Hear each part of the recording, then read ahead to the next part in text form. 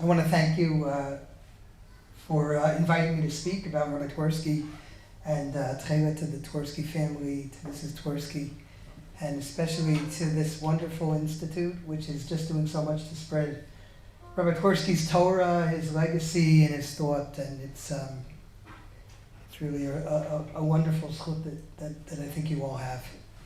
I had the great zchut to know Rabbi Twerski, I'm going to say at least 25 years, maybe a little bit more than that, and on a personal level. But the truth is that I owe the relationship actually to my wife. Her uncle Yitzchak, Rabbi Chin, from McKeesport, which is a suburb of Pittsburgh. And Rabbi Twerski, of course, was in Pittsburgh at the time. And here you had two outstanding Talmidei Chachamim, far from the centers of Torah learning. So they became fast and close friends, and when Uncle Yitzchak and Aunt Dina visited us in Efrat, our family in Efrat, they went back and told the Twerskis what a lovely place Efrat is. So when it came time for Rabbi Twerski to build a house, it ended up being 2 doors down from us. So we really had an amazing opportunity to have Rabbi Twerski in our little shchuna, in our little neighborhood. Over the Chagim, every year, we would listen to his Divrei Torah. We would hear Daven Ila, mentioned that he Daven Ila here as well. And just simply to enjoy him as a wonderful, wonderful neighbor. I was his Shabbos guy, so to speak. On the second day of Yantif, I would go in and I would adjust his lights or his oven. And every Erev Pesach, he would come by and borrow a mask and snorkel from me. And he would grate his maror when he put that on. Every Erev Pesach, I remember that, and I kick myself for not getting a picture. Oh, you have a picture? Oh my goodness, we have to. We'll send it to you. We'll put that up on the site here, please. Rabbi Twerski was a sandak of my son, Gilad. Our children adored him. I think maybe because he used to give them candy. But of course, as I became more and more involved in Tekhelet, I used to discuss it with Rabbi Twerski. And he was really not only encouraging about our project, but he was one of the first important mainstream influential rabbanim to actually wear our Tekhelet. So beyond the many discussions that I had with Rabbi Twerski, about 5 years ago, he gave a talk in Teaneck together with Rabbi Rav Hershel Schechter and my brother-in-law, Rabbi Michael Talbis. And that was a very important talk. It was maybe, so to speak, Rashi Prakim, a little bit of only highlights of Rabbi Twerski's ideas about Tekhelet, but I really have gone back to that talk again and again and again. I think he made some extremely, extremely important points and some notes, and I think that I'm going to try to just basically expand on that, maybe expound a little bit. But before I do that, I just want to give a little bit of a background. For those who don't know much about our Tekhelet and about, I call it our Tekhelet, and it's an unbelievable zchut that I can actually say something like that. Who has the right ever to be able to consider mitzvah their own? But I think, at least I pretend to have that. The story starts about 4,000 years ago, and the main character in our story is a little snail. It lives in the Mediterranean. It's called the Murex trunculus. It has different names in different languages. The Chazal called it, we believe, a chilazon. And on the island of Crete, the Minoans, they were probably the ones that discovered that these snails, these sea snails, can produce magnificent, beautiful dyed fabrics. And those fabrics not only were fast and beautiful, but they were purple and blue. And that was basically unheard of in the ancient world. Yeah, a little bit of red, a little bit of brown. You could get those from roots or from flowers or berries. But purple, blue, absolutely unique And because they were so unique and beautiful, the demand went through the sky for these fabrics, and of course, with the demand, so goes the cost. These were extremely, extremely expensive. At one time, these blues and purples, Tekhelet and Argaman, Takiltu and Argamanu as they were called in the ancient Near East, they were worth up to 20 times their weight in gold. Now, when the Torah comes along, 4,000 years ago when this was discovered, this is still the time of Avraham Avinu. But when the Torah first mentions Tekhelet, typical of the Torah, it does not deny the beauty, the aesthetic value, the economic value of these luxurious fabrics, but rather it takes them away from the sphere of treating them as something for self-aggrandizement, somebody to use as a symbol of their status or of their wealth. And instead, the Torah is mekadesh them. The Torah sanctifies them. Yes, they're beautiful. Yes, they're important. Yes, they're extremely, extremely expensive and rare. And that means that they should be used in the service of HaKadosh Baruch Hu. In the Mishkan, in the Mikdash. The Kohen Gadol wears a Me'il Kulo Tekhelet, all made of Tekhelet. The Kohen Hedyot, the regular Kohen, wears a belt made of Tekhelet. And every single little Kohen wears a Ptil Tekhelet, one string of Tekhelet.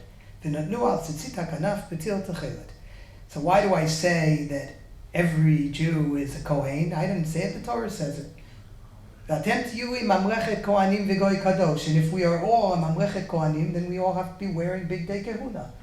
And that is exactly what the Tekhelet is. It's the royal garb and the priestly garb that every Jew who is at the same time a member of this Mamlacha, a member of this royal entourage, and also someone who has this innate Kedusha, everyone wears this one string of Tekhelet. It was a beautiful mitzvah. It was a mitzvah that resonated with Jews. They identified with the mitzvah and were identified by the mitzvah. And so we even have non-Jewish speakers who talk about the Jews as those people who wear the blue, and it was something that was really something that was of religious pride and national pride, the Tekhelet.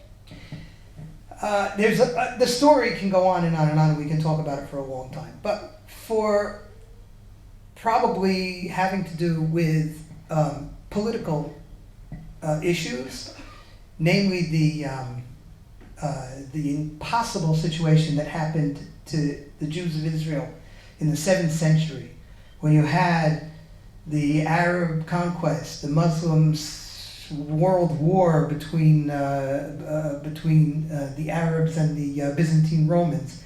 And poor Israel, in the middle of all of that, was just in a situation where many, many things did not pass, many traditions did not pass that century here in Israel. And that was probably when Tekhelet was lost. When Tekhelet was lost, the marine source, this sea creature, the chilazon, that was the source of the Tekhelet. Tekhelet ain't ksheira ela min hachilazon, the Tosefta tells us. You need this chilazon in order to make Tekhelet. It's not just good enough if you have the right color or if you have it synthesized in a laboratory.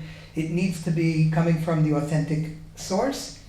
Once the identity of that source was lost and the process for how to obtain the Tekhelet dye, then it was lost, and it was lost forever. So probably Tekhelet, like I said, around the 7th century is gone, and all of the Rishonim and the Achronim most probably did not have Tekhelet. So about 200 years ago, the world, this, by the way, Tekhelet and Argaman, this blue and purple, they were lost not only to the Jewish people, but this was the cornerstone commodity of the ancient Mediterranean area. This was what the Phoenicians lived on, right? And what the Romans and the Greeks traded, and they made it all the way to Persia, to the royal houses. Right?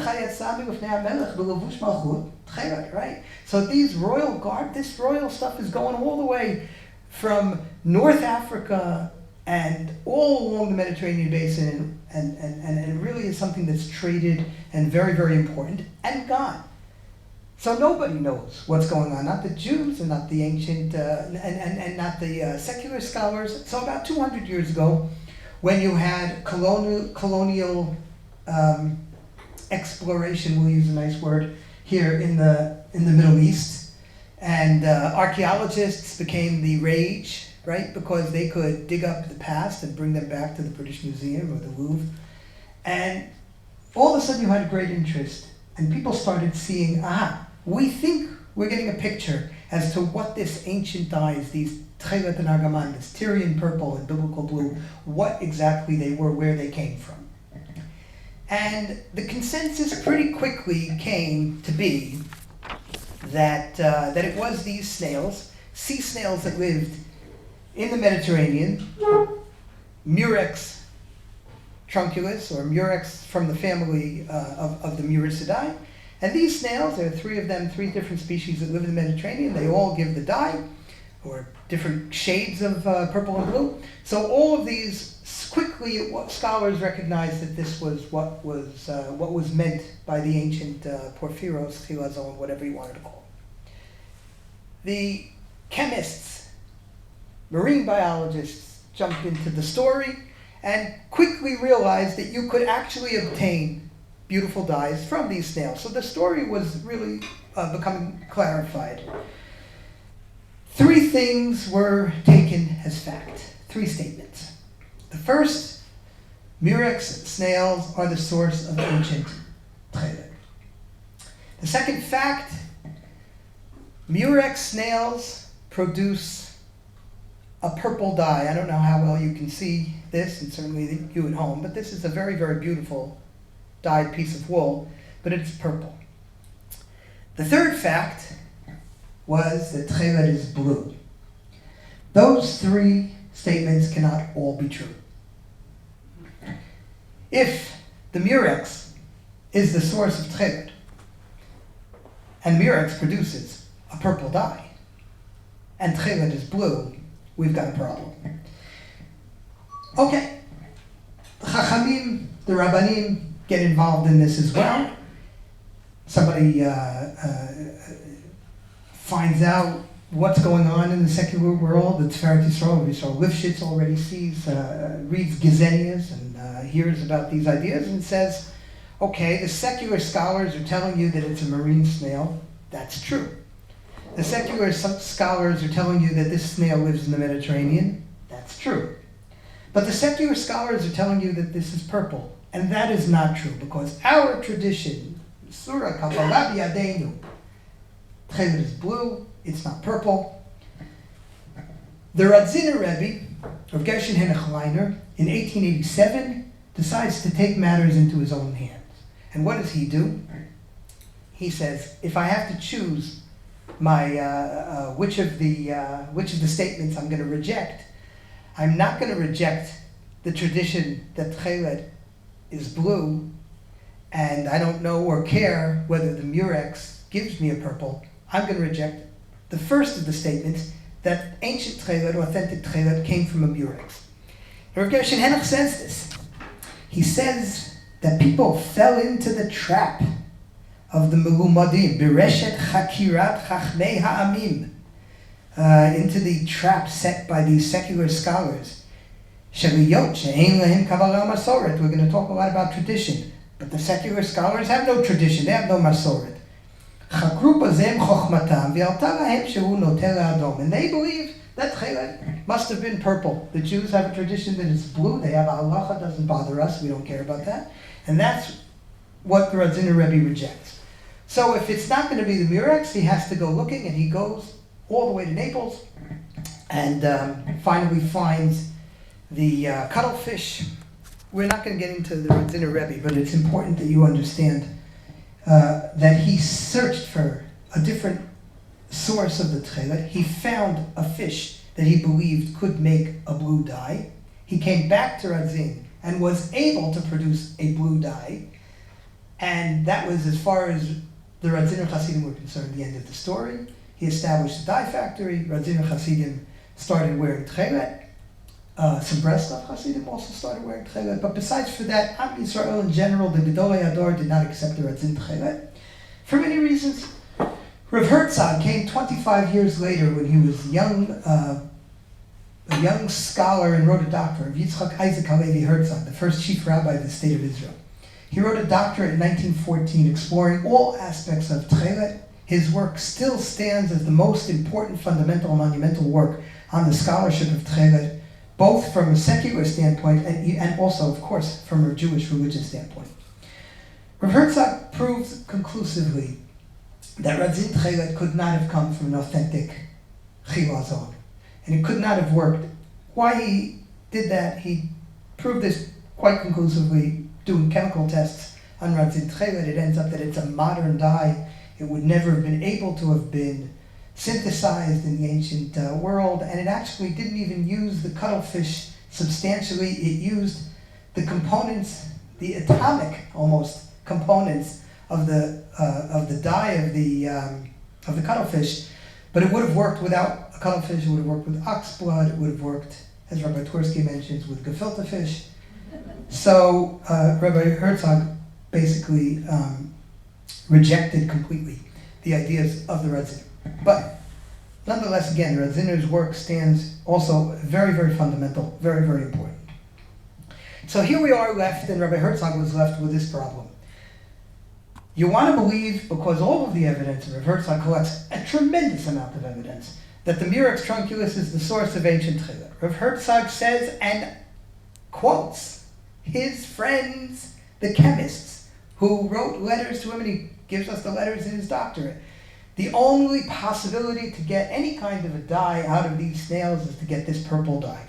And yet, Rav Herzog says, Tekhelet has to be the sky, the color of the sky. That is what we believe, that is a tradition in the halacha. What does one do? Tzar chiyun. Rav Herzog never solves this problem. He has a foray into possibly thinking that there may be another snail, but that snail never worked out for him. So he's left with this question. Rav Herzog dies in 1959. Rav Yitzchak Isaac Halevi Herzog, Yitzchak Herzog. So his grandson is born the year after, who you may have heard of. Yitzchak Herzog is the president of our state, and he's named after his grandfather, Yitzchak Isaac Halevi Herzog. So what is one to do? And just that you understand how this is not something that was in 1914, but we are modern people. We landed on the moon. We've discovered quantum physics. We know a lot more than they did in 1914. I have the actual date here. 1979, Rabbi Chaim Twerski from Chicago writes a letter to the Smithsonian Institute and asking if there's anybody who knows anything about how we can find the blue creatures of the sea that can give us our dye. He gets a letter back. Dear Dr. Twerski, thank you for your letter. I have no idea what about sepia, he says, but here it is. He got in touch, this person, with a tissue dye specialist at the museum in Basel, Switzerland, hoping he would know the origin. But nor him, nor his colleagues have the faintest idea. They only know 2 or 3 dyes coming from marine animals, and these are all purple. So that's the problem. The solution to this came about in 1985 when a researcher here in Israel, Professor Otto Elsner from the Shankar Institute of Fibers, serendipitously, or maybe not so accidentally, exposed the dye from these snails to ultraviolet light of the sun. And he found that at a very, very specific stage, if you expose the dye solution to sunlight, then instead of getting purple, you're going to get this, and again, I hope that you'll be able to see it, an absolutely magnificent, beautiful sky blue, the tradition of Chazal, the tradition of the Jewish people for all of those years was vindicated. The Murex is, in fact, the source of ancient Tekhelet, but it not only can produce purple, it can also produce Tekhelet dome liyam, the yam dome l'rakia, the rakia dome l'kisei hakavod, and if you want to know what the kisei hakavod looks like, here it is. Okay. A few years later, just to round out the story, Rabbi Tevger, who is the founder of our institute, of our organization. Rabbi Tevger takes this knowledge from the laboratory and implements it practically with halacha, and he in 1987 made the first set of Tekhelet in over 1,300 years. We joined him just a few years later, and myself, Joel Guberman, and Ari Greenspan, and we together founded Ptil Tekhelet, and the rest of this day is halachic history. In Rabbi Twerski's Teaneck presentation that I mentioned earlier, and I want to get back to that because that's really what I wanted to talk about. When do I have to finish? 8:30. No. Okay, it'll be way before that. No, it'll be way before that, and I'll leave hopefully some time for questions if anybody has it. In Rabbi Twerski's presentation, he begins by telling us a story. In his youth, he says, there were those in his kehillah, in his congregation, that wore radzin tcheles. And he started looking into this question of wearing tcheles, and it ends up that there was, in the Twerski family, someone who, one of their forebears. I think he says the name was Rav. I wasn't 100% clear. I tried to look it up. Yeah, we have a book with that title in the library. The Zaydi Rav. The Zaydi Rav. Okay. So you know better than I, thank you. Rav, he says, Rabbi Twerski says this, I can't vouch for it. He said, Rav had Ruach HaKodesh. And Rav was a great saint and a great tzaddik. And Rav lived in the time of the Radzin Rebbe, or in the time of Radzin Tekhelet, I should say, and he did not wear Tekhelet. So Rabbi Twerski says, that was enough for me. If Rav didn't feel that it was important enough for him to put on Radzin Tekhelet, then I felt that I didn't have to put on Radzin Tekhelet as well. But Rav Twerski did put on Murex Tekhelet. And I think that this anecdote tells us a lot about the way Rabbi Twerski approached a number of things. First of all, Rabbi Twerski did not consider wearing Radzin Tekhelet because of the authority of Rav Motl. It was a tradition, a masoret within his family. And then he did decide to wear Murex Tekhelet, which means that Rabbi Twerski's understanding of masoret and tradition was not uncompromising and complete, it was nuanced. He wrote about tradition. He loved tradition. He lived tradition. It was of primary importance and fundamental to his outlook on religion. But he didn't blindly apply tradition wholesale, unqualified, indiscriminately. He often told me, he would say, I never ask what my father did, what my grandfather did, what my Rebbe did. But rather I ask, what would they have done if they were in my situation today, in the context that I'm in, with the life experiences and the knowledge and the data that I have? Then I ask myself, well, how would they have acted? And that, I think, is a true notion of the soul of tradition. You take the values, the methodology of thought from your treasured past, from the luminaries and the forebears, but you apply them to the contemporary challenges and situations of your own life. And I think that is what Rabbi Twerski really, the way he understood tradition. And like you said, he was a maverick. But I don't think he would have ever considered himself as going against the traditions of his family in any way, which is interesting. Secondly, and somewhat related to this idea of Rav Motl, it actually happens that Rabbi Twerski's understanding of tradition, or the story of Ptil, is actually almost precisely mirroring something that has to do with the controversy of Razin Tekhelet, and that is what exactly the Beis Halevi said about Razin Tekhelet. Okay, so let me back up a little bit. The Beis Halevi of Yosef Dov Halevi Soloveitchik from Brisk, he was a Rosh Yeshiva, the Malazhin Yeshiva. He lived at the same time as the Raziner Rebbe. Now, his great-grandson, Rabbi Yosef Dov Halevi Soloveitchik, that we know of, I think, in the vernacular, is the Rav. The Rav gave a shir on the issue of tradition, of Masorah. And he is very, very clear, the Rav. He says, and I'll read it to you. Yadua ma she'ira ben zikni agon Rav Yosef Dov Halevi. It is well known what transpired between my great-grandfather, the Beis Halevi, ubein admor gaon meradzin, and between the Rebbe of Radzin, b'nogea leTchelet shavat tzitzit, with respect, with regards to the tchelet that one wears on their tzitzit. She'Rabbi meradzin chitsha v'tziva l'chol chasidav latil tchelet b'tzitziotehen. The Rebbe from Radzin felt that he had found the true chilazon and told all of his followers that they should wear the tchelet. And the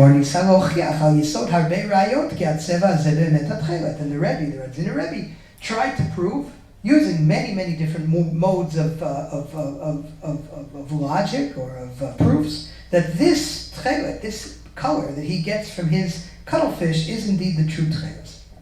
And this is the important point. Rabbi Yosef Dov Ta'an Kineged V'Amar. My great-grandfather, the Brisker Rav, says the Rav, he claimed that this was wrong. Why? She'ein ra'ayot u'svarot yecholot lehochiach shum davar b'mili d'shaychi lamasoret shel sha'al avicha v'yagedcha. And I'll say this in English, it's very, very important. No evidence nor logic can prove anything in areas that belong to the category of tradition, of ask your father and he will tell you. Sham ein asvara machriya ki im ha'masora atzma. There, no logic will be able to force one in any way to determine what should or should not be done. The only thing that can determine is the tradition. Kach ra'u avot, kach hayu noagim, v'kach tzrichim linhog habanim. What the fathers did is what the children should do, and don't bring any proofs from science, from logic, from any other area other than what exactly it was that you have as an accepted tradition passed down generation to generation, from father to son, from Rebbe to Talmud. This is very, very clear. What's less clear is whether the Beis Halevi actually said that or not. And why should I even have any kind of a chutzpah to say such a thing? Because the Beis Halevi is brought down by the Radziner himself. In the introduction to Ein HaTcheles, one of the 3 books that the Radziner Rebbe wrote, the Radziner Rebbe says, and the Beis Halevi sent to me his objection against my Tekhelet. And once again, I'll read it. Rav Gershon Henach writes that the Beis Halevi sent to me a letter, and he asked me, Kvod ma'alato lo bi'er b'dvarav mazot matzah achar shenishkach. I never heard from you, from Rav Gershon Henach, from the Rebbe. I never heard what exactly it was that was lost and what was found. Was it that the snail itself or the fish itself was something that became extinct and now it's come back? Or maybe it was the process that was lost and now all of a sudden you've discovered what that ancient process was? Now, if you'll tell me what exactly was lost that you found, then I'll listen to you and I will put on Tekhelet. However,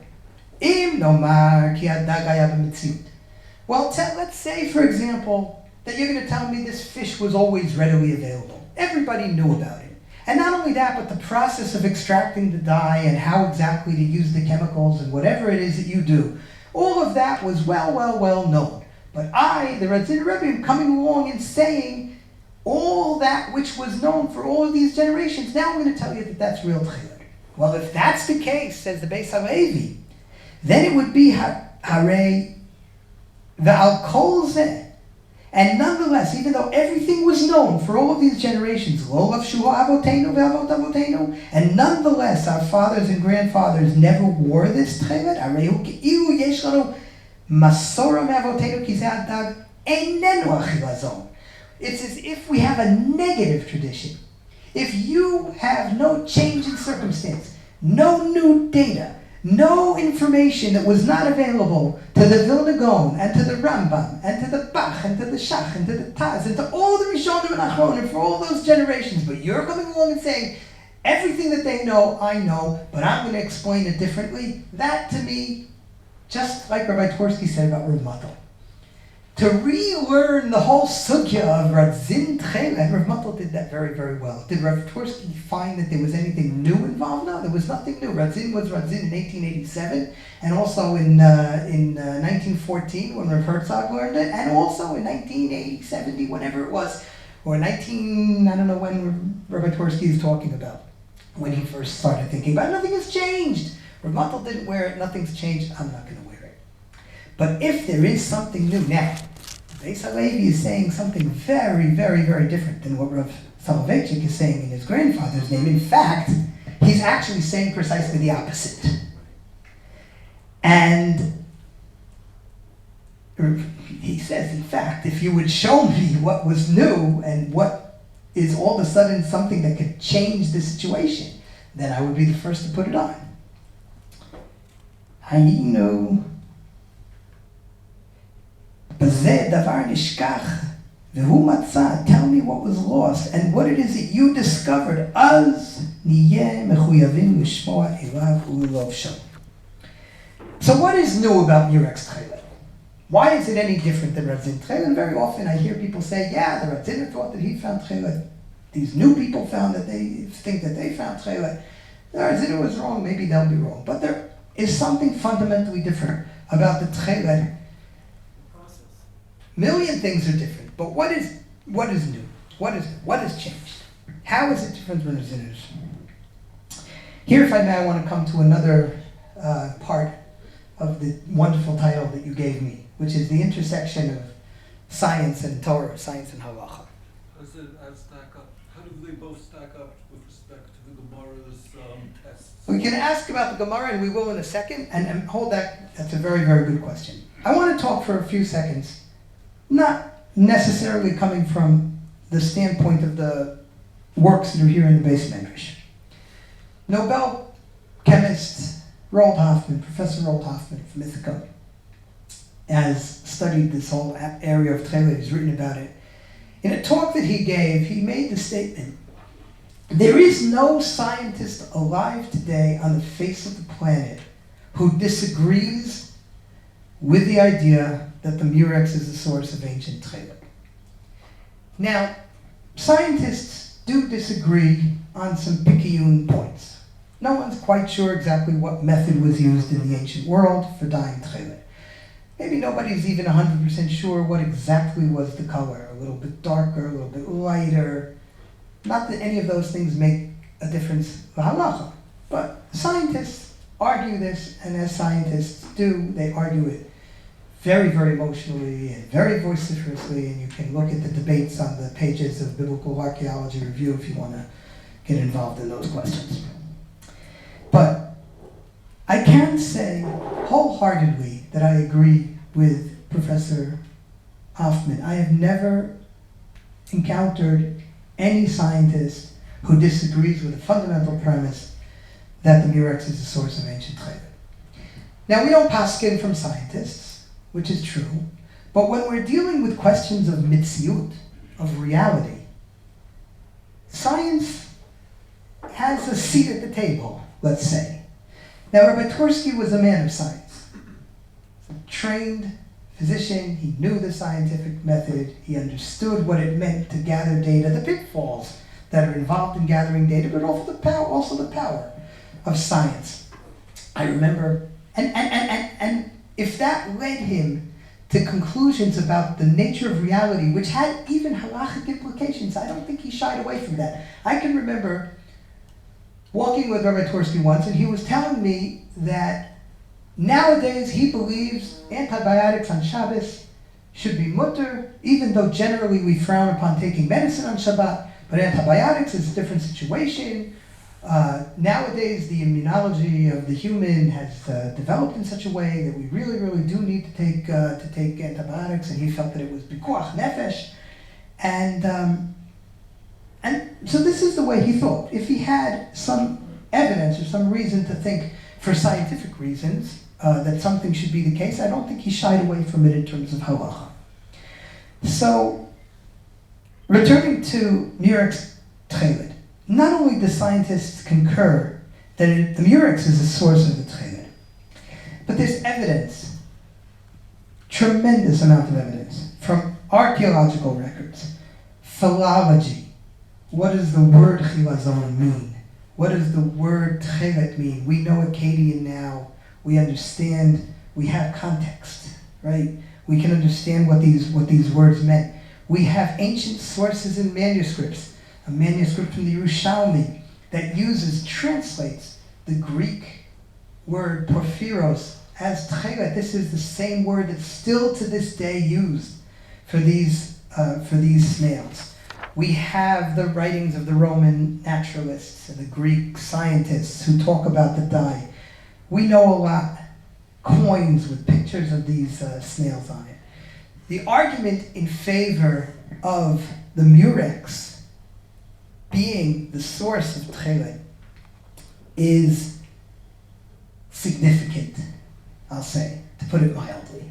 Is it 100%? I think Rabbi Chaim Twerski once said that he believes it's 100%. Maybe it's not 100%, it depends on where you draw the line. But at least it's a powerful enough case that it is a suffix. And as Rabbi Zion Halberstam from Bobov, and now is a Rav in Lakewood, once made a very, very important point. He said, if the Murex Tekhelet is suffix Tekhelet, then one has a vadai chiyuv to wear it. It's like, for example, I have an esrog. It's the only esrog I have, right? It may be kosher, it may not be kosher. I'm not sure. Do I have a chiyuv to take the arba minim with that esrog? I have two options: not to keep all the mitzvah, 100% not keep the mitzvah. Possibility that I could be mimekayim the mitzvah and sukkahs of arba minim, and so you have a chiyuv, the vadai chiyuv that you have to. Maybe you don't make a bracha. And if that's the case, maybe if you really have a suffix, maybe you shouldn't make a bracha on tzitzis, I don't know. But to wear the Tekhelet should be something, at least, that if it's mitam suffix, then one potentially would be chayav to wear it. Okay. There's a story that's brought down in the Maaseh Ish, from the Chazon Ish, where someone came to him and asked him, should I wear a zin Tekhelet? This is in the early 1900s. Chazon Ish said, no, because it's not even a suffix. How do I know that it's not even a suffix? Because if it was a suffix, then people would have been wearing Tekhelet, because suffix d'oraisa l'chumra, suffix that you can be mekayim the mitzvah, it's obvious. If you have a suffix mitzvah, you should be mekayim the mitzvah. So the fact that nobody in those days thought that it was important enough to wear a Tekhelet shows me that it wasn't even a suffix. There's a lot more to talk about in terms of Murex Tekhelet. I visited Rabbi Slifkin's wonderful Biblical Museum of Natural History, and he has an exhibit that he's putting together on Tekhelet, and I think that that's going to be very, very enlightening. And of course, if anybody wants to study more, you can come to our site, tekhelet.com, search for us, you'll find Tekhelet. Be'ezrat Hashem. So returning to the Beis HaLevi, I'm going to get back to this. Now, whether the notion that a positive, unbroken tradition, father to son, Rebbe to Talmud, is required in order to reestablish a lost halacha, whether or not the Beis HaLevi felt that that was the case, Rav Soloveitchik certainly did feel that was the case. Rav Soloveitchik, the Rav, writes it without, he's not equivocal. And so one wonders, I should say, that's the reason that many of the Talmidim of Rav Soloveitchik, of the Rav, don't wear Tekhelet. Now, many of the Talmidim do or did wear Tekhelet. Rav Lamb, Rav Tendler, Zichronim Livracha. Rav Hershel Schachter, Badal Chaim Aruchin. Rav Hershel Schachter is really one of the earliest people that wore Tekhelet, and he really is very, very, very in favor of it. So they're Talmidim of Rav Soloveitchik, and they do wear Tekhelet, and many of the Talmidim of Rav Soloveitchik do wear Tekhelet. But there are others. Rabbi Willig from Yeshiva University does not wear Tekhelet. And of course, I think the most famous, most important is Rav Lichtenstein, the son-in-law of Rav Aaron Lichtenstein's Zichrono Livracha, never wore Tekhelet. Although, at the end of Rav Aaron's life, he kind of became a little bit more conciliatory in tone towards Tekhelet. And he would say, I don't wear Tekhelet. I realize, though, that you probably have more to lose by not wearing Tekhelet than by wearing Tekhelet. And of course, Rav Aaron's sons, Rav Meir Lichtenstein and Rav Moshe Lichtenstein now wear Tekhelet. So, nonetheless, the Rav's position, Rav Soloveitchik's position, is interesting. It's an interesting position. You need a tradition in order to keep a mitzvah d'oraisa. If it got lost, and even if you believe with all your heart, with all of your proof, with all of your logic, with all of your head, that this is the mitzvah, this is what HaKadosh Baruch Hu at least at one point wanted for me, and now he doesn't want that for me. The first time I saw Rabbi Meir Soloveitchik, Rabbi Meir Soloveitchik from New York, from the Spanish-Portuguese synagogue, I saw that he was wearing Tekhelet. I ran over to him. Rabbi Meir, what about the Rav? What do you do with the Beis HaLevi? He said to me two things. The first thing he said was, the Rav, you had to know the Rav. The Rav was a theorist. He was a Melamed Torah, and he would be very daring and creative and audacious in a theory that he would put out, but not always was that theory something that he accepted, completed, and something that he would absolutely apply as a psak halacha. The Rav always said that he wasn't posek, and so he had the leisure, or the prerogative, if you will, to be a little bit more out there and creative. That was the first thing that Rav Meir said to me. But then he said to me something else which stuck with me. I think it was very, very beautiful, and it elucidated a part of Rav Soloveitchik that maybe we don't always get from his Ish Halacha and some of the other writings of the Rav. Rav Meir said, I knew the Rav. I learned with him. I was with him in the house. I saw him and his passion for Kiyum HaMitzvot. He said, I find it impossible to believe that if the Rav had in front of him a mitzvah d'oraisa, even if it was only a very remote possibility that it might be able to be a kiyum in a mitzvah d'oraisa, that he would not have jumped on it with two legs. I find that impossible to believe about Rav Soloveitchik. Now, what the Rav would have done, the Rav, of course, passed away really before our Tekhelet was something that was known. So what the Rav would have done, or wouldn't have done, is completely speculative. But one thing I can say, that was absolutely the attitude of Rabbi Twerski.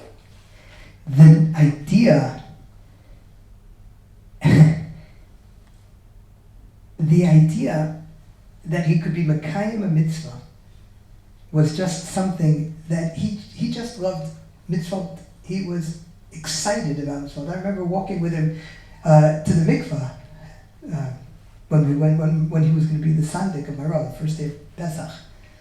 He was going to be the sandik for my son. He went to the mikvah. He asked me to come with him. He was bounding down the road, going to the mikvah at 6 o'clock in the morning. I was barely awake. The opportunity to be Mekayim a mitzvah, to go to the mikvah, and then to be Mekayim another mitzvah by being the sandik, it was just something that got him so excited. And this leads me, I think, to another point that Rabbi Twerski mentioned in this lecture that I keep coming back to. Tekhelet is categorized as a chotam shel melech, a seal, a signet of the king. The Gemara tells a story, a parable. The Gemara says,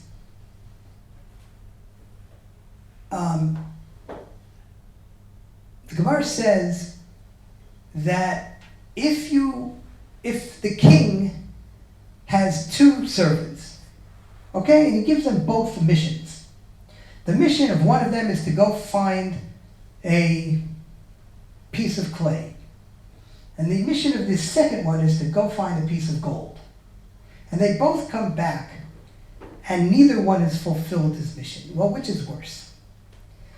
Gadol onsho shel lavan me onsho shel Tekhelet. It's a lot worse if you don't bring back that clay because it's so readily available. Maybe you didn't bring back the gold, that's very, very hard. But if you didn't bring back the clay, Gadol onsho shel lavan, it's a lot worse if you don't wear the lavan Tekhelet because that's readily available. You don't bring back Tekhelet worth 20 times its weight in gold, I can understand that. Okay. And if you think about it, a servant of the king, an ox, when it plows the land of the king, is a servant of the king. The vizier, who is in charge of implementing all of the king's policy and strategy, and it has control over all of his lands, he's also a servant of the king. But the ox is not wearing a seal of gold, because the ox is doing what he's doing maybe because he's afraid of getting hit. Or maybe because that's just what oxes do. They wake up in the morning, they go plow the field. He doesn't think much about it. And Rabbi Twerski said, not to keep mitzvot at all, that's not acceptable. We have to keep the mitzvot. Maybe with a signet of clay, but that's not the ultimate in Avodat Hashem. The ultimate in Avodat Hashem is to have pride, to have excitement, to think about what it is, the mitzvot that we do. What the ox does is what Yeshayahu HaNavi said is mitzvat anashim merumada. It's habit, it's rote. It's wake up in the morning and do the same thing that I did every day. The Malbim says on that pasuk, what does it mean, mitzvat anashim merumada? Ki yesh sheyaseh ha-mitzvah rak mitzad shekein hurgal min urav v'hunhag aleihem. A person who keeps the mitzvot because that's his habit. Aval heim lo yasu mipnei shetzivam Hashem klal rak mipnei shekein tzivam horeihem v'avoteihem. Really, they're not keeping the mitzvot because God commanded them, but rather they're keeping the mitzvot because that's what they're used to. This is the darker side, if you will, of tradition. If all our religion ends up being is a religion based on what it is that we did in the last generation, if all it is what we did yesterday, and Rabbi Twerski laments the fact that today we are sorely lacking in the notion of chotam shel zahav, in taking pride in our avodat Hashem. Sasimu smechim la'asot ritzon konam. I think that was really Rabbi Twerski. He said, when I called him up just before he passed, just before he was nifter, I asked him if he could give some kind of a bracha, tell us what he remembered from the early days of putting on Tekhelet. And he says, I think it's on the site, I quote, I was so excited, we will have the opportunity to be Mekayim a mitzvah d'oraisa. And today it's easy. Here in Beit Shemesh, you can go to Shimon, Tekhelet b'Ramah. He'll take your talis, he'll tie it the same day, the next day with Tekhelet. It wasn't that way. Twerski had to wait a long time sometimes to get Tekhelet. And I'd like to just take this idea just a little bit further. Another theme that Rabbi Twerski talked about constantly, self-esteem. But not in the classical sense of self-esteem. When this lecture came about that I keep referring to, actually it was Rabbi Twerski's idea. He said to my brother-in-law, Rabbi Talbis, he said, you're the Morad Asra, and you wear Tekhelet. You're the rabbi of the community, you wear Tekhelet. I'm Rabbi Twerski, I wear Tekhelet. The grand Rebbe, if you will, of all the people in this community is Rav Hershel Shechter, and he wears Tekhelet. So why does everybody else in the community wear Tekhelet? Why are we the only ones? He said, well, if we get together and we tell everybody why it is that we wear Tekhelet, then they're all going to jump on the idea and everybody will start wearing Tekhelet. But I think that Rabbi Twerski was maybe a little bit optimistic because as far as I know, nobody changed their minds and nobody started wearing Tekhelet. And why is that? Because many people look and say, I need to see what it is that's my tradition, what it is that my ancestors, my father, my Rabbi did. But not everybody is looking back. And a lot of people are saying, well, what is it that the Gedolim are doing? What is it that the great Rabbanim are doing? But not everybody is really and truly looking up. But I think a lot of times people are looking side to side. If he's not wearing Tekhelet and he's not wearing Tekhelet, then I don't want to stand out. I don't want to be the first one to make that nachshel jump. When everybody else wears Tekhelet, then I'll put on Tekhelet. But that, I think, is what might be termed a low religious self-esteem. A few months ago, my day started with 2 bits of news. I get a lot of Tekhelet-related news. And I got 2 emails. The first told me about a Rav in Bnei Baruch. I think everybody would agree that he was to be termed the Gadol. He was a posek, he is a posek in Bnei Baruch. And the news told me, this person told me that he saw that this Rav had started wearing Tekhelet. Now that was very important because for many, many, many years, this Rav was an outspoken antagonist and really against Tekhelet, and he changed his mind now and started wearing Tekhelet. The second bit of news that I got was a father sent me a picture of his 3-year-old son after the Chanukah wearing tzitzis. And the tzitzit had Tekhelet on them. The father said to me, my son will be of a generation where they never knew that there was such a thing as tzitzit without Tekhelet. And I thought about these 2 things and juxtaposed them. I thought to myself, well, which really is a greater, more exciting, more interesting? And when I was talking to people, some of my friends, we all thought that a cute little boy wearing Tekhelet was nothing more exciting than that. But the truth is, somebody told me, and I changed my mind after I thought about that. Mi ke'amcha Yisrael. This is a 90-plus-year-old who has had an opinion thought out. He staked his position on it. He really had come out publicly against Tekhelet. But he decided that when it was time, and when he believed that HaKadosh Baruch Hu wanted him to do something different, he changed his mind. And it didn't matter habits, it didn't matter tradition, it didn't matter that he would be embarrassed by the fact that he had given different Piskei Halachot. At this moment in time, he realized that this is what he believed HaKadosh Baruch Hu wanted from him. And nothing would deter him from keeping that. And I just want to say, I reiterate again, there are absolutely, I don't want anybody to get me wrong, there are absolutely reasons that great Talmidei Chachamim don't wear Murex Tekhelet. I mentioned Rav Soloveitchik. There are many other reasons. And there are many great Gedolim that have their reasons for not wearing Tekhelet. But I think that it's important that every person who is Yiras Shamayim, who cares about Torah and Mitzvot, should at least look into the topic and do beirur. What is the reason that they're wearing or not wearing Tekhelet? It's a mitzvah. It's a mitzvah d'oraita. We say it every day. And in conclusion, I want to explore one more point I believe that Rabbi Twerski touched on in his talk. Towards the later years, he became very involved, of course, in addressing addiction of a different sort. Not substance abuse, that's what he dealt with throughout his life, but porn and inappropriate internet. This was something that became very important to Rabbi Twerski, Shmiras Einayim. Rabbi Twerski says in that talk, the mitzvah of tzitzit has so much to do with eyes and seeing. Think about it. Uri'item oto, you'll see the thread of Tekhelet.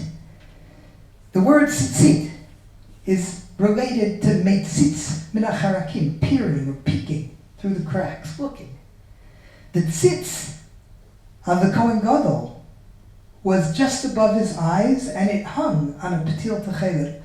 All of these ideas lead one to the belief that tzitzit could help us use our eyes properly, and Rabbi Twerski believed that if there was anything that even had the remotest chance of helping us in our battle against seeing those things which are inappropriate, keeping ourselves at least a millimeter farther away from those temptations, then it was the most important thing for our generation. If I may, I'd like to connect that with some of the things that I talked about. There's another connection between tzitzit and the rest of the parsha. Tzitzit comes in the parsha, what's right before it? The Meraglim, right? The Meraglim who came into Eretz Yisrael and brought back dibat ra'ah, bad news about Israel.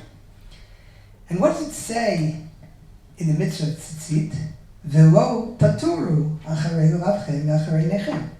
Don't lust, I don't know exactly what the word is, don't follow your eyes and your hearts inappropriately. But the word lo taturu is also used in the parsha of the Meraglim, of the spies, where they are sent, latur, et haaretz. So this word is a key word in both the beginning of the parsha of Parshat Shlach by the Meraglim and also in the parsha of Tzitzit. And what exactly is it that the Meraglim saw with their eyes? Well, the pasuk tells us, Visham ra'inu, there we saw, et hanafilim, b'nei hanak, these giants. Vanehi be'einenu kachagavim, v'chein hayinu be'eineihem. And in our eyes, we were like grasshoppers, we were like locusts. Tiny little. And in our eyes, that's what we felt like, and so were we in their eyes. I mean, this is classic. It's exactly what happens. A person has an image, a self-image, and it gets projected, and he feels that everybody else has exactly the image that he has. And I think that this idea of low self-esteem, which is so characteristic of the Meraglim, is something that the Tzitzit are trying to correct in some way. But what else is it about grasshoppers? Why not beetles? Right? Why not ants? I don't know. Why not, lizards? Why grasshoppers? And I think the answer is because grasshoppers swarm. Grasshoppers follow the pack. And it's the group that defines what the grasshoppers do. And it was an overwhelming majority of the spies that came back, and they kept to their story. And all of Am Yisrael, the entire Am Yisrael, not one didn't. They all cried that night. And that was just something that was unbearable and led to this terrible catastrophe of the penalties and the punishments for the spies. But for two who were able to say, I do not follow the pack. I am going to think for myself and understand for myself. And Kalev and Yoshua were able to cross over and come into the land because they were able not to be grasshoppers, but to make their own ideas and religious destiny. Today, the word latur means what in Hebrew? In English? Latur. Tourists, right? By definition, a tourist comes to see, but not to change. A tourist is a passive observer, a spectator, not a player. Uri'item oto uzchartem et kol mitzvot Hashem. But even that's not enough. It's not just enough to look and see the Ptil Tekhelet, the Tekhelet. It's not enough to remember what the importance and what the message of the Ptil Tekhelet is. But what? We're required to do one more thing. V'asitem otam, and to actually do the mitzvot. An action that may go against the tide, but that's what God commands us. And ultimately the point of a Torah life is defined by your actions. And I think that this is really, really a basic characteristic of Rabbi Twerski's personality and fundamental to his intellectual and religious outlook. And I'm going to quote from your website. What Rabbi Twerski found so attractive about the 12-step program for healing people from addiction, and why he felt, and it's not davar muvan me'elav at all, that it could be made to fit with Torah values. This is what you write. Thank you, because it really is beautiful. He was attracted by the pragmatism of the 12 steps. The system which offered a practical, non-analytic therapy that resonated with traditional Judaism much more than conventional psychoanalysis. Rabbi Twerski discovered the limitations of psychoanalysis. Patients would continue to drink while they inquired with their therapist into the possible reasons for their drinking. The 12-step program took the opposite approach, demanding that the person start his or her transformation by stopping the bad behavior. Rabbi Twerski realized that there is an important similarity between the Torah approach to behavior and the 12-step program approach. The Torah has, in Parshat Shema and in its tzit, essentially a 3-step program. We'll augment it. Uritem, uzchartem, va'asitem. You see, that leads you to cognate, to think about, to understand, but it only is of any value if it ends up being translated into action. 2 of those things, uritem oto, uzchartem, are echoed in the next pasuk. V'lo taturu acharei levavchem ve'acharei nechem. Your heart, acharei levavchem, which is the seat of understanding, ve'enechem. But if that's the end of it, then that's in the pasuk of lo taturu. All you are is a tourist. You're a religious tourist. If all you can do is think, really think hard, and all you can do is see everything around you, which leads you to these incredible lofty thoughts, that's not enough. It's only in the next pasuk, uzchartem va'asitem v'yitem kedoshim le'elohechem. If you can translate those lofty ideas into action, that is the true path to Kedusha. I think that's something very, very, very important that comes out of Rabbi Twerski's legacy and his ideas about Tekhelet, and I hope that it's food for thought for all of us, and not just in tzitzit. Tzitzit is a metaphor for all the mitzvot in the Torah, literally. And every single one of the mitzvot basically has the same idea assigned to it. And I hope that that's something that we can all appreciate and take with us. Thank you so much. We have questions? We have a few minutes for questions. Yes. In the midst of your speaking, you spoke about we mention every day the thread of law. I didn't think you were going to get there, but you touched it. Something you didn't mention, unless I dozed off. We were watching the video a few times. But what about the garment that was 1,000 years old, done by testing? And we know the garment was 1,000 years old by, what do you call that testing? Carbon dating. Carbon dating testing. We have a garment 1,000 years old, and it's actually scientifically connected to Tekhelet. You didn't mention it. No, I didn't mention a lot of the archaeological proofs, but yes, there are that, and I think that that's a very, very important point. It's a garment that comes from a tiny little scrap of fabric. I don't think you could call it really a garment. It's a little scrap that was absolutely impossible to deny dyed with murex, and there's ways of categorically knowing that today. It was here in Eretz Israel. It was found in the Wadi Morbad caves, which is the cave of letters. Bar Kokhba's men were there. Bar Kokhba's men in the time of Rabbi Akiva would have seen the person wearing this garment. And it's blue. So if you don't believe that murex is ancient Tekhelet, then you have a big problem, because you have to explain what else was it that was blue, that came from a sea snail, that was around in ancient Israel in the times of the Tanoim, and was, that's a very, very big problem if you assume that when all of the literature of Chazal, there's nothing else that's mentioned besides for that. Is the Tekhelet that we have now in the marketplace, is it all from the Murex snail? It depends. If it's very, very cheap, it's probably not. Our Zin Tekhelet is still much, much less expensive than our Tekhelet, and people still wear Razin Tekhelet. Listen, Razin Hasidim, and you won't hear me say a word against the Razin Rebbe. The Razin Rebbe is a Kadosh Torah, and the Razin Hasidim that follow him, they're following their tradition. If you don't have a tradition of Razin Tekhelet, then perhaps that's not the Tekhelet to wear. But you can find our Tekhelet, you can find it in Mishkan Tekhelet stores, you'll find it in, people have it online. Search for Tekhelet, you'll find us. Ptil Tekhelet. But is that the only place, is Ptil Tekhelet the only one that uses No, there is another group. There is another group, it's called Tekhelet Chabura. They learned with us how to do the Tekhelet, and they also use Murex. It's a smaller operation. I don't know what their prices are. I can't talk about their quality or anything else about them, but they do wear Murex Tekhelet. Our Tekhelet also has Hashkacha by Rav Reuben. It's qualified Hashkacha.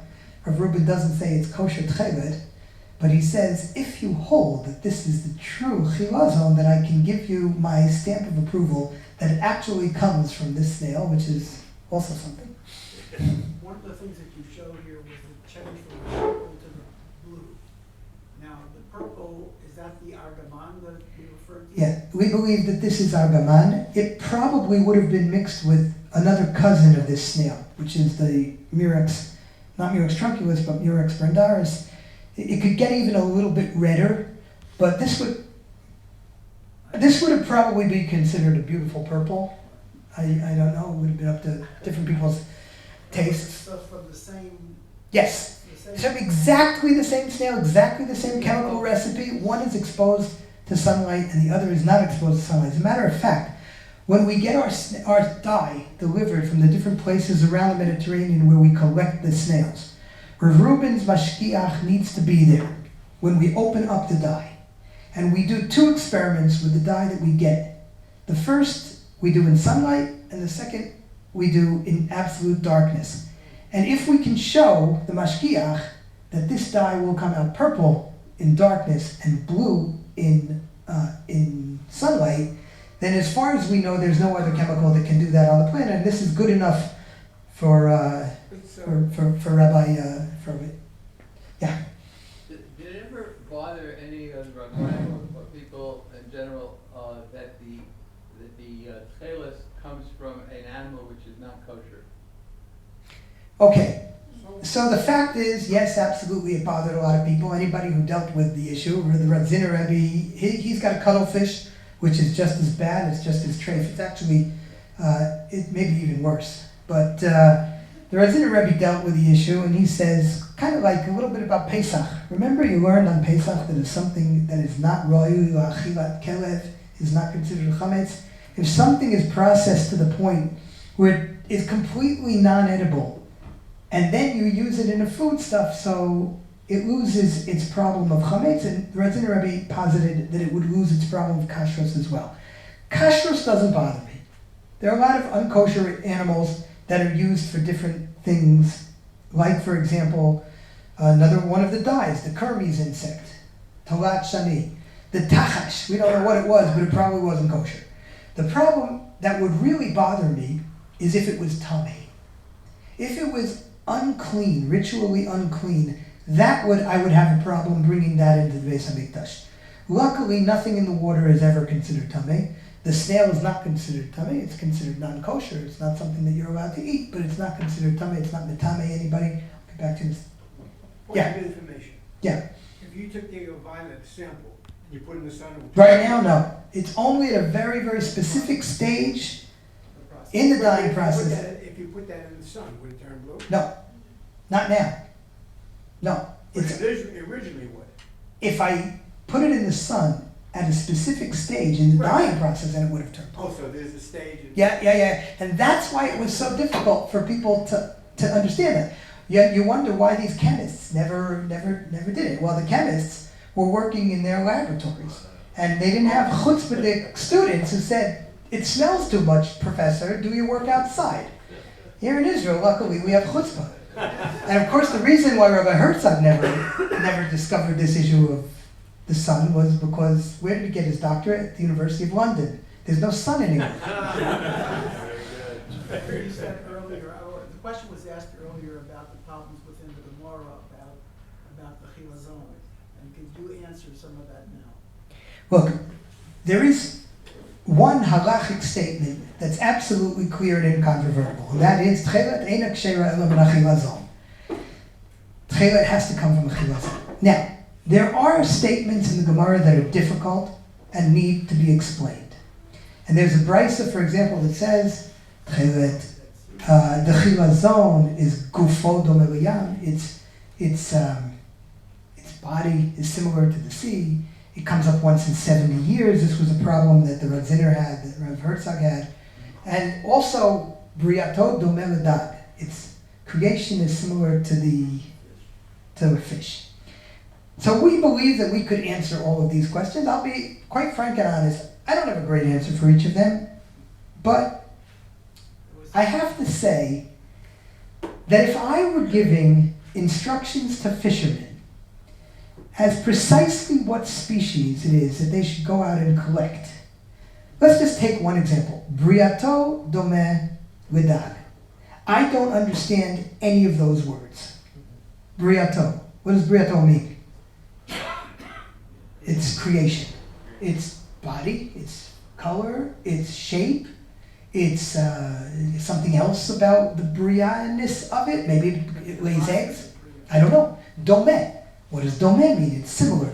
Is it exactly similar? Is it similar to similar? Dome le dome, they get into all these questions. Maybe it's a little bit like it, but not really like it, because then it would be exactly like it when you use the word dome. And what is a dag?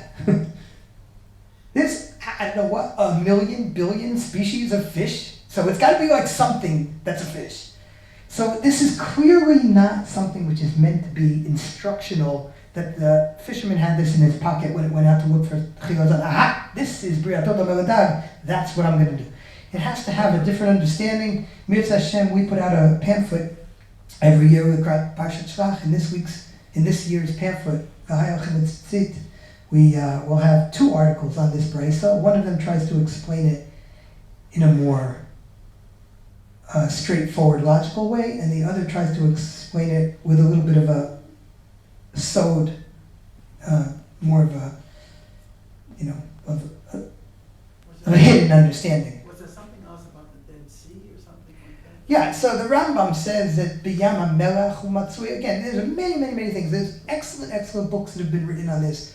A book that we have, and on our site you'll find many articles, including articles that are in favor of New York State, articles that are against New York State. One fantastic book is called Levush Ha'aron, which goes through things on a very high level. A book that we put out, which is called Misha Yakir, Bein Tekhelet Lekarti, Misha Yakir, which has a number of articles, including, again, articles in favor and articles against Tekhelet. I was more, I think, asking before about the color test, like putting it through Yes. bleach, or it's more describes urine. Yeah. The Gemara has, it's some kind of the Gemara, what he's talking about here is, Tekhelet was found in the days of Rabbi, and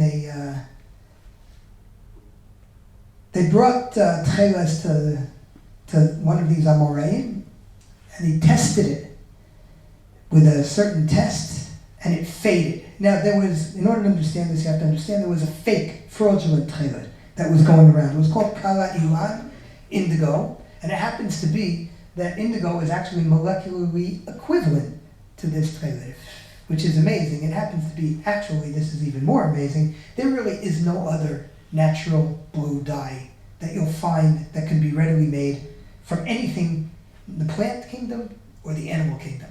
Indigo is what it's going to be. It's the only molecule. So if you're going to look for a Tekhelet that's blue, you're going to be looking for indigo. And the Gemara says, fake Tekhelet was plant-based indigo. But we don't accept plant-based indigo. We only accept animal-based or snail-based indigo. Okay, so how can you tell the difference between real Tekhelet and fake Tekhelet? They're identical to the eye. So there is a daya that says, Tekhelet ein lo bedika. There's no way that you can tell the difference. And that's why you have to take it from a mumche that is trustworthy and has the hashgacha of Reuben. But there was a group, there was an idea within the Gemara that there was ways of telling you how to do Tekhelet. There were tests that were done. These chemical tests, if they were applied to Kala Ilan, it would fade. And if they were applied to Tekhelet, it would not fade. So that's where we learn that Tekhelet omedet biafiyas as a Rambam. Omedet biafiyas, it stays steadfast in its beauty and never changes. And we know that to be the case with Tekhelet. Our Tekhelet will last, as you said, we have a 2,000-year-old fabric. It looks like it was dyed yesterday. So Tekhelet is actually very, very strong and doesn't ever fade. At least in 2,000 years that we know of. But you bleach it. If you put Now, bleach on it. if you bleach Tekhelet, the Tekhelet will remain, but the wool will be gone. So that's a little bit of a problem. But getting back to the idea about these tests, no one really understands what these tests are. And the problem is, we have applied the tests to the best of our knowledge to our Tekhelet, and it does not fade. The problem is that these tests have also been applied to modern indigo dyes, and they also do not fade. So what do you do with this? So either we don't understand what the tests are, or there could have been different circumstances in the ancient world. They would have dyed in a different process of plant indigo than they would have snail indigo. Maybe that was the process that was used. I don't know. So we're left with a question, but the question is a question on the Gemara and on the tests and on indigo. We passed the test. So of all of the different variables, the only one where there's no question on is about our Tekhelet. Yes, you had a question. I'm just wondering, once it becomes blue and you have this little bottle with blue dye, how long does that blue dye remain? So it's not exactly the case as you say it. See, these dyes are, because they're extremely, extremely fast and don't fade, on a chemical level it means that they're inert. They don't interact or react with anything. But if they don't react or interact or bond with anything, let's say, for example, detergent or water, which would wash them out, right? So how do you get them to bond to the wool? Which is a big problem, right? Yeah. So the answer that HaKadosh Baruch Hu gave us is something which goes by the term of reduction and oxidation. These chemicals can be reduced, which allows them to become water soluble, and the chemistry is something that we can get into, but I don't think we have the time. But once they become water soluble, they can be inserted into the matrix of the wool, and then they're oxidized, and that brings them back to their previous color. Wow. In that little window of time, when they are in this reduced state, they have no color. They have a very, very bright yellow color. They're called leuco indigo or leuco dibromo indigo, leuco from the term white. So they lose their color pretty much completely at the time when the sunlight would be changing their color. So we can't see anything going on. It's not like it's purple and then you put it in the sun and it slowly gets more and more and more blue. No, you don't see any of that. You have to put it into this, as I mentioned, this very, very different state. Once it's in this state, and you need to put it in this state whether you're going to dye with it purple or blue or anything else. That's the only way that it can get absorbed into the wool. So at that moment, or at that, 10 minutes, 15 minutes, 20 minutes that it's in this state while you're doing the dyeing, you can't see what's going on in terms of it changing from purple to blue. When it reoxidizes, if you would have done all of that in the dark, it would reoxidize and give you purple. If you did it in the sun, it will give you blue. And as you mentioned, once it reoxidizes, it doesn't change its color anymore, and it never washes out, not with water, not with detergent. I was concerned about how in the 40 years in the desert, they made the tzitzit, and they were carrying around this dye.